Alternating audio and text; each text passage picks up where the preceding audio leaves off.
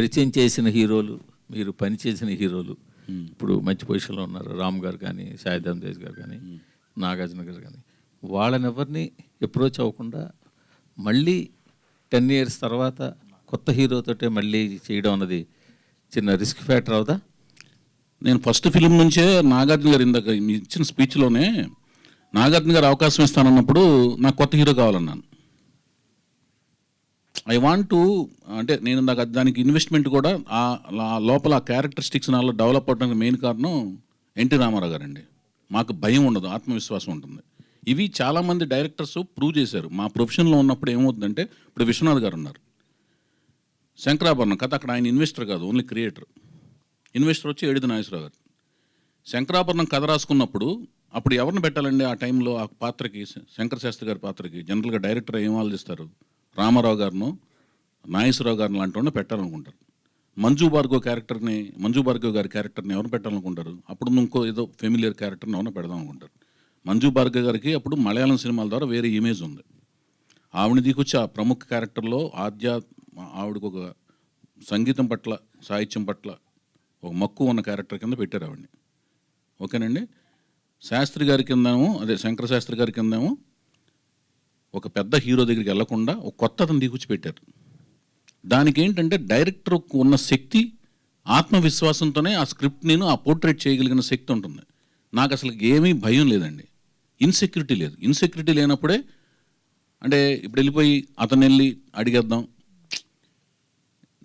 నేను క్రియేట్ చేసిన రామ్ దగ్గరికి వెళ్ళి అడుగుదాం, అలాగే ఆలోచన రాదు నాకు. మరి ఆ ఇన్సెక్యూరిటీ లేనప్పుడు ఎన్టీఆర్ ఫ్యామిలీ నుంచి తెచ్చుకోవడం, ఎన్టీఆర్ బ్యాన్ రైడ్ చేయడం ఎందుకు? నేను వెతుకుతున్న కొత్త హీరోని ఎవరైనా తీసుకురావచ్చు. అదేనండి, మీరు అడిగేది ఏంటంటే అతనే ఎందుకు అని మీకు ఫీలింగ్. నేను చెప్పేది ఏంటంటే లేదు, ఆత్మవిశ్వాసం లేదు. అంటే మీకు ఏంటంటే నాకు నచ్చకపోతే ఇతనే తీసుకొని అంటున్నా. అది కాదు సార్, ఆత్మవిశ్వాసం ఉన్నప్పుడు ఒక కొత్త వేరే చేసి చూపించే కదా. ఇప్పుడు ఆదిత్య ఓం ఉన్నాడు, ఉత్తరప్రదేశ్ అతను, నాకు తెలియదు, 1 year బ్యాక్ తెలుసు నాకు. అతను 1 year బ్యాక్ అతను వేరండి. I promise and I swear అండి, you can enquiry check with Aditya Om also. నేను హీరోయిన్ కోసం వెళ్తే అతను కనపడ్డాడు నాకు. ఇది వెరైటీగా ఎనర్జెటిక్గా ఉన్నాడే, ఫంకీ స్టైల్లో చాలా బాగున్నాడు. నాకు సుష్మా కౌల్ దగ్గర ఆ హీరోయిన్ పంపించమంటే ఇతను కూడా పంపించింది, బాగున్నాడు. అతను ఫాదర్ మదర్ ఎవరో నాకు తెలియదు. నేను లాస్ట్ 1 year బ్యాక్ తెలుసుకున్నా, ఐ స్వేర్. సో వాళ్ళ ఫాదర్ అంట ఒక IAS officer, mother Samajwadi MLA అంట, నాకు తెలియదు. But he's highly dedicated. Aditya Om highly dedicated, highly determined. ఎంత రేంజ్ కంటే ఆ పొజిషన్ ఎప్పుడు చెప్పలేదు. బాంబేలో ట్రైన్ ఎక్కి, నేను ఫస్ట్ ఫిలింకి అలాగే నేనేమి ఫెసిలిటీస్ ఇవ్వనండి, జస్ట్ ట్రైన్ ఎక్కి లీ ప్యాలెస్లో షూటింగ్, ట్రైన్ ఎక్కి వచ్చాయి, బేగంపేటలో దిగిపో, డైరెక్ట్గా షూటింగ్కి వచ్చాయి, ట్రైన్లోనే స్నానం చేసి వచ్చాయి, ట్రైన్లో స్నానం చేసి వచ్చాడు. నాకు 1 year బ్యాక్ తెలిసింది. నేను ఇప్పుడు మీరు అడిగే ప్రశ్న ఎలా ఉందంటే అన్నగారు, నా జర్నీ చూసి తెలిసి కూడా అడుగుతున్నారు మీరు. అది నాకు కొంచెం, అంటే నేను చెప్తాను. ఇప్పుడు హరికృష్ణ గారు ఇప్పుడు లాహిర్ లాయర్ అయిందా, ఒక నిమిషం వినండి అన్న వినండి. లాహిర్ లాయర్ అయిన తర్వాత అది 7th class పబ్లిక్ ఎగ్జామ్, ఓకేనండి. తర్వాత 8th 9th రిలీఫ్ ఉంటుంది, 10th మళ్ళీ పబ్లిక్ ఎగ్జామ్ కదా జనరల్గా. 7th అయిన వెంటనే మళ్ళీ యాసిడ్ టెస్ట్ అవ్వడం పెట్టుకుంటారండి. 48 ఏళ్ల వయసులో హరికృష్ణ గారిని, ఒక్క నిమిషం అండి, సిమ్రన్ గారిని పక్కన పెడితే, ఒక్క నిమిషం, సిమ్రన్ గారు సౌందర్య గారిని హీరోయిన్లుగా పెట్టి, కమర్షియల్ సినిమా టైంలో పెద్ద హీరోని పెట్టి ఆయన పెట్టుబడి పెట్టరుగా సినిమాకి. నేను చేస్తాను, నా క్యారెక్టర్ ఎస్టాబ్లిష్ అయిన చేసుకున్న తర్వాత కూడా నందమూరి వంశం దగ్గరికి ఎందుకు వెళ్తానంటే అతను నచ్చాడు, బాగున్నాడు కాబట్టి వెళ్తున్నాను.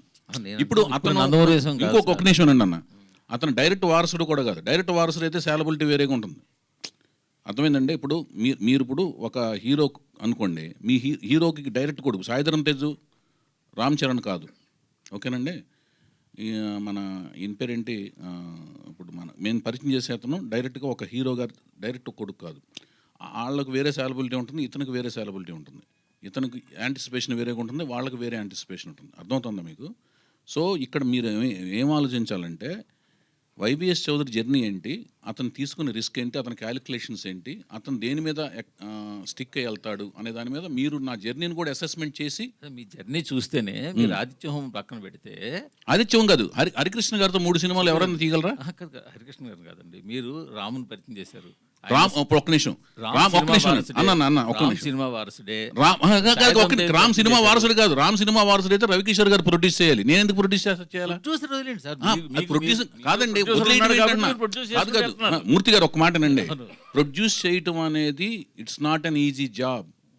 రామ్ మీద ఒక్క రూపాయి సాలబిలిటీ ఉండదు. 10 కోట్లు రిలీజ్ రోజున డబ్బులు పోయినాయి అన్నారు. 10 కోట్లు ఖర్చు అయింది నాకు. ఆస్తులన్నీ నా అన్ని స్టేకులో ఉన్నాయి. నేను మళ్ళీ శాటిలైట్ రేట్స్ తక్కువ రేటుకి అమ్మి వాటిల్ని జీటీవీకి తక్కువ రేటుకి అమ్మి, జీటీవీ రాఘవేంద్ర రెడ్డిని అడిగితే తెలుస్తుంది, పబ్లిసిటీ చేసి ఆడియన్స్ ఎవరు లేరు థియేటర్ల దగ్గర 4 వారాలు థియేటర్ల చుట్టూ తిరిగి నేను థియేటర్లో జనం ఉన్నారన్నట్టుగా మైకులతో మాట్లాడేవాడిని. బ్రహ్మాండంగా ఉన్నారు జనం, ఆనందంగా ఉంది నాకు. జనాలు మైకులు అటు తిప్పదనేవాడిని. విజయవంతం చేసినందుకు ఆనందంగా ఉంది అని మాట్లాడేవాడిని. ఇవన్నీ నిజాలండి, ఫ్యాక్ట్స్. అది నెమ్మదిగా రొటేట్ అయ్యింది. లాహిర్ నా సినిమాలు, నా విజయాలన్నీ ఈజీగా రాలేదు అన్నగారు. మీరు చెప్పే జాగ్రత్తగా వినండి.